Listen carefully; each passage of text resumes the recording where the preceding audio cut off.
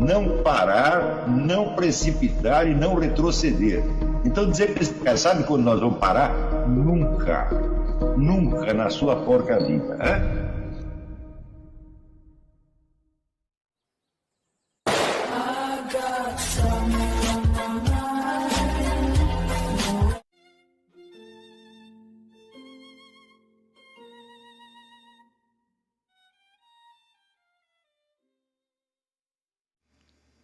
E aí pessoal, tranquilo? Então vem aqui antes do vídeo começar, pedir para vocês se inscreverem, quem não for inscrito, compartilhar, curtir, comentar. Quem puder seja membro do canal, que isso ajuda bastante. Tem também o link do Apoia-se. Quem puder ajudar nosso canal e apoiar financeiramente vai ser muito bem-vindo. Mas o mais importante é transmitir o conteúdo e os conhecimentos do professor Olavo de Carvalho para mais e mais brasileiros. Então compartilhe e ajude aí nossa causa.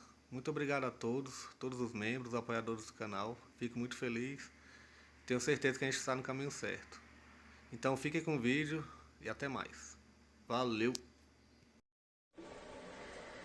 O Graça Aranha tinha escrito aquele romance, O Canaã, no qual há uma cena terrível de uma moça pobre que tem um filho, ela é mãe solteira, então ela, na hora de dar a luz, ela se esconde e ela tem o filho aí no mato e os porcos comem o bebê dela, né? Então, com isso aí ele estava simbolizando a total impotência do ser humano, tá certo, perante a natureza. E ele tinha esta ideia de que para criar uma grande cultura nós tínhamos que vencer esta coisa. Nós tínhamos que vencer o terror da natureza, vencer os impulsos primários, tá certo? Vencer esse sensualismo brasileiro, essa coisa. E ele estava certíssimo. Né? Só que daí a turma decidiu o contrário. Falou, não, nós temos que partir para o telúrico, né? Para, né, as sensações primárias, etc, etc. Bom, acontece o seguinte, o mundo das sensações primárias, o mundo da presença física, é o mundo do total isolamento do ser humano. O ser humano só consegue juntar forças no mundo do virtual, minha gente. Se ele fica apegado, vamos dizer, ao sensorial direto, cada um está isolado no seu sensorial direto, como bichinhos. Você está entendendo? E ficam impotentes perante a natureza e não conseguem se juntar para fazer nada. Você está entendendo? Por isso é que o brasileiro hoje vive nessa impotência. Ele não é capaz de se organizar para resolver seus problemas, mesmo elementares. E fica esperando que o governo resolva, mas os caras que estão no governo pensam igualzinho a ele. Está entendendo? E daí fica toda esta babaquice, tá certo? De cultuar religiões animistas e carnaval e candomblé, etc. Tudo isso já devia ter sido extinto há muito tempo. Isso aí só faz mal para as pessoas, porra. Isso aí tem que acabar. Enquanto continuar com esta babaquice, vai continuar os 50 mil homicídios por ano. É certo? Porque se você pensar, o que é carnaval? É uma farra sangrenta. Não é isso? Por que acham isso tão lindo? Porque são os idiotas, porque acreditaram nessa geração de pseudo-intelectuais. Então, quem aguenta ler os poetas do modernismo hoje? Ninguém aguenta. Aquilo é de um artificialismo, de uma babaquice sem fim.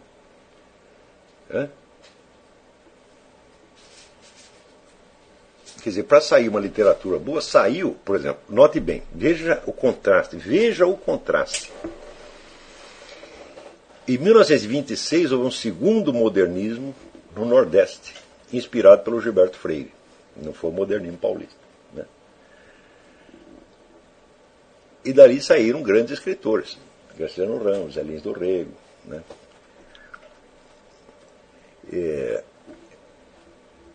No livro do Zé Lins do Rego, Cangaceiros, que é um livro que todo mundo devia ler, tem uma mensagem que todo brasileiro devia meter na cabeça. A história é a seguinte, é um casal de lavradores pobrezinhos, e eles estão pegos ali no meio de uma guerra, tá certo? Entre coronéis do sertão e cangaceiros. E horas que o cangaceiro faz acordo com os coronéis, hora briga e tal. E os coitadinhos ali no meio daquele negócio, né, levando chumbo, tudo quanto é lado, sem poder fazer nada. Né? E por quê? Porque eles nunca sabem o que vai acontecer, eles nunca sabem nem onde estão os cangaceiros, nem onde é a guerra, eles estão completamente perdidos. Até que aparece um cego, que é um desses cantadores de feira, né? E o cego é o sujeito que vai de cidade em cidade e ele ouve as vidas das pessoas, ele guarda tudo na cabeça. Então ele tem o fio da meada. E graças ao cego, aquele casal consegue mudar, ir para um outro lugar e se salvar. Tá entendendo? Então o que é isso? Eu acho um grande livro, mas um grande livro. Né? O pessoal dá muito mais valor a outros livros do Zé Lins do Rego, mas acho que isso aqui é uma obra-prima mesmo, porque é o quê? É o nascimento da civilização através da linguagem. O poder da linguagem unifica os vários dados dos sentidos, transfere os caras do mundo daquela atualidade física atomística, quebradiça, separada, para um mundo onde as coisas têm unidade, está entendendo? Então elas percebem o sentido e elas sabem o que fazer. Só que é o seguinte, a cultura brasileira até hoje não deu esse salto. Que era o que estava propondo o Graça Aranha, isso que nós temos que fazer. Agora, para isto, exige um certo sacrifício. Qual é o sacrifício? Você não vai sacrificar nada do substantivo, não. Você vai sacrificar bobagem. É? Você vai sacrificar carnaval. Você vai sacrificar o... Como é que se diz? Esse apego que você tem ao sensualismo imediato, tudo isso tem que ser transcendido, minha gente. Transcendido não quer dizer que você vai matar essas coisas, você vai colocá-las dentro de um quadro maior onde elas adquirem sua justa proporção. Então, senhor, quer dizer, o que você tem que fazer é passar do sensualismo imediato para o virtual. E conquistar, é como na minha teoria das camadas da personalidade. Você tem que subir de camada da personalidade. Camada da personalidade são o quê?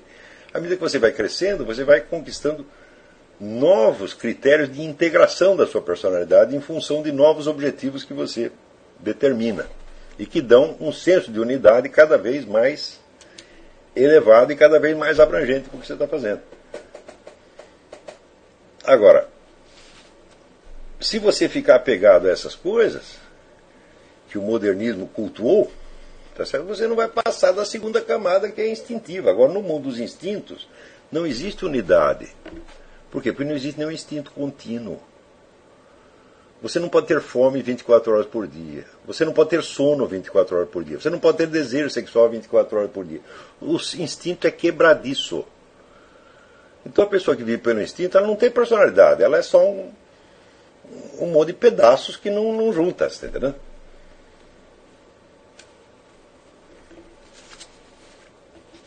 Agora, então, isso daí resulta esta atitude brasileira com relação ao trabalho.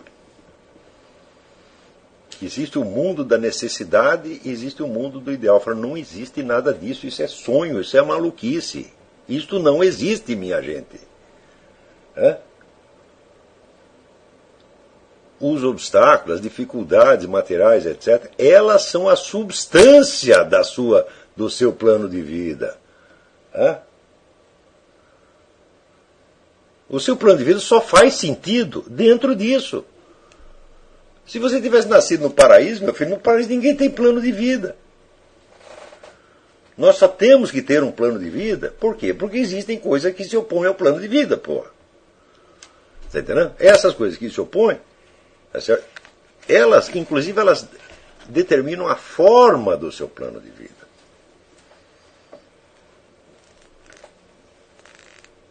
Está entendendo? Então, a primeira coisa que você tem que ver é que o plano de vida ele tem que ter um sentido moral para você. Ele tem que ser um trajeto que vai na direção do que é algo que você entende como o bem. Não é isso? Ora, não existe, você não pode dar um passo em direção ao bem.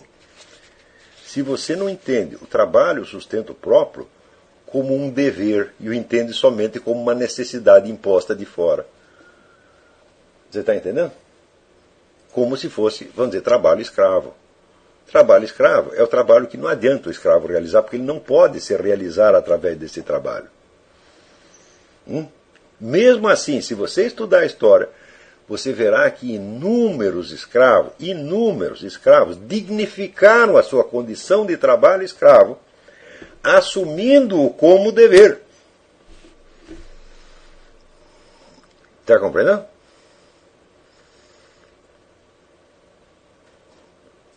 Não só no Brasil. Você lê os discursos de Epicteto. Epicteto foi um filósofo grego que era escravo. E era escravo do sujeito que não prestava e que só o maltratava. Tá certo? E o que fez Epicteto? Ficou dizendo, eu não posso ser filósofo porque eu sou escravo? Não.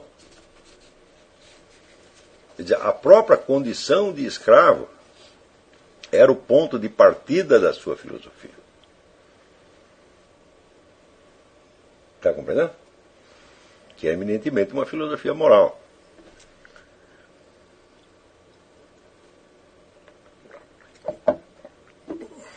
Então, essa relação que as pessoas estabelecem, vamos dizer, entre o ideal e o real no Brasil, o que eles chamam de real, ela tem que ser totalmente mudada. E isso, vamos dizer, é um dos objetivos fundamentais do que eu estou ensinando. Se eu conseguir modificar isto na cabeça dos meus alunos, só isto, eu já terei feito uma grande coisa, porque pela primeira vez o Brasil vai ter uma geração que considera que o trabalho não é só uma necessidade, não é um castigo infernal, mas um dever. Um dever de bondade. Bondade para os outros em primeiro lugar, porque se você não trabalha, alguém vai ter que trabalhar por você. Então, portanto, você vai virar o senhor e ele vai virar o escravo. É isso? Então, o Brasil é uma nação de escravos, onde os caras não estão se queixando de escravatura, estão se queixando só de que o escravo é ele e o senhor é o outro. Então, se inverter a situação, ele vai ficar satisfeito. Tá certo? Então, note bem, um país onde as pessoas pensam assim, já começa com um nível moral muito baixo desde a educação doméstica. Está compreendendo? Então, na educação doméstica, se o sujeito tem grandes planos, tem grandes ambições, a família já trata de reprimir o cara. E dizer, não é nada disso, você está enganado, você tem que viver na realidade, você tem que fazer um concurso para o Banco do Brasil. É assim. O que uma mãe deve fazer? É isso que ela deve fazer? Deve reprimir os sonhos do cara? Não.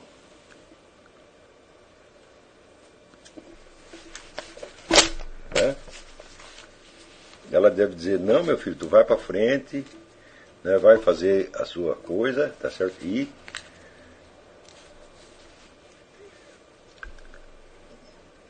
segue o caminho que você tem que seguir e não se esqueça da sua velha mãe, que daí vai chegar uma hora, eu não vou poder trabalhar, você vai precisar me ajudar. Então você vai ter dupla carga, meu filho. Você vai ter que fazer isso aí que você quer fazer e mais eu. É isso que a mãe faz, honestamente. Então, quer dizer, o problema da sociedade brasileira, ele vem de muito longe e vem de uma série de crenças malignas que estão incrustadas na sociedade e que não deixam as pessoas se realizarem, meu Deus do céu. A primeira é essa, ter o meu ideal de um lado e a realidade do outro. Se você começou assim, você já matou o seu ideal de cara. E mais ainda, você não merece ter ideal nenhum e não merece realizá-lo. Porque você quer construir uma vida baseada na fraude, baseada na exploração do próximo. Você está entendendo? Quer dizer, eu leio muitos livros portugueses, então a gente vê a imagem que tinha dos brasileiros no século XIX em Portugal, era imagem medonha, mas correspondia à realidade. Quer dizer, o brasileiro era visto assim, ou como carreirista, né, fútil, desonesto, malandro, que enganava todo mundo, né, que ficava rico e que não tinha dó de ninguém, e só pensava nele mesmo, cara egoísta. Tá entendendo?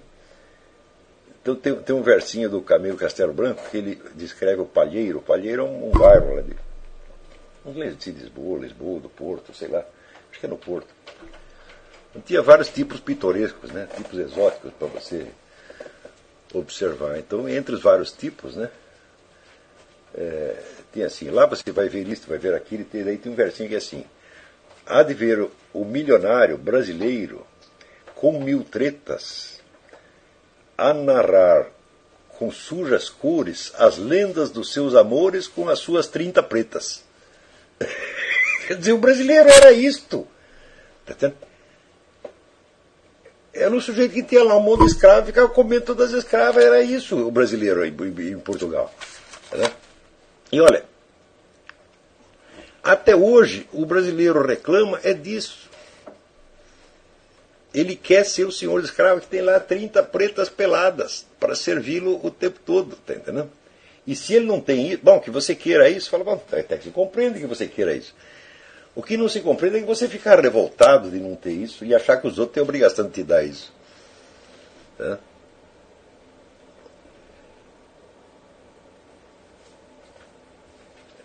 Então, vamos dizer,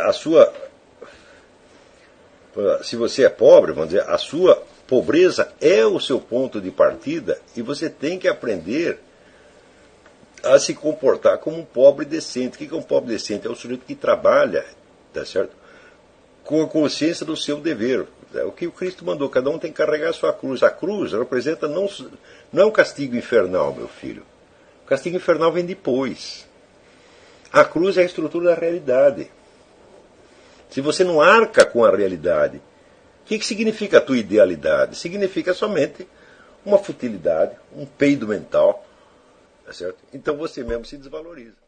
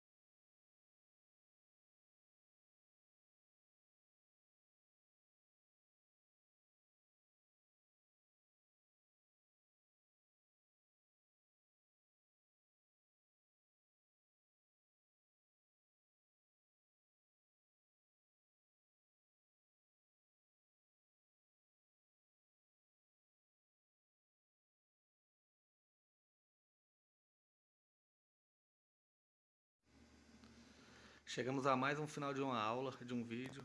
Espero que tenham gostado. Quem não se inscreveu ainda, se inscreva, compartilhe, comente. Ajude o nosso canal, apoie, seja membro. E ajude o nosso canal a chegar a cada dia a mais brasileiros que precisam muito do conhecimento do professor Olavo de Carvalho. Então é isso aí, fique com Deus, até o próximo. Valeu! Então é isso aí, pessoal. Que é o nosso canal. Que são alguns livros que eu já li. A maioria foi doação, mas alguns eu adquiri, professor Olavo de Carvalho. Alguns livros se perderam aí que eu emprestei. Professor Alexandre Costa. A Bíblia Sagrada. 10 lições sobre Karl Marx. Indico a não ler esse livro, que é muito ruim mesmo. Alguns pensadores aqui que realmente, como o professor Olavo de Carvalho disse, não são pensadores. Valeu, tamo junto aí. Apoie nosso canal, seja membro.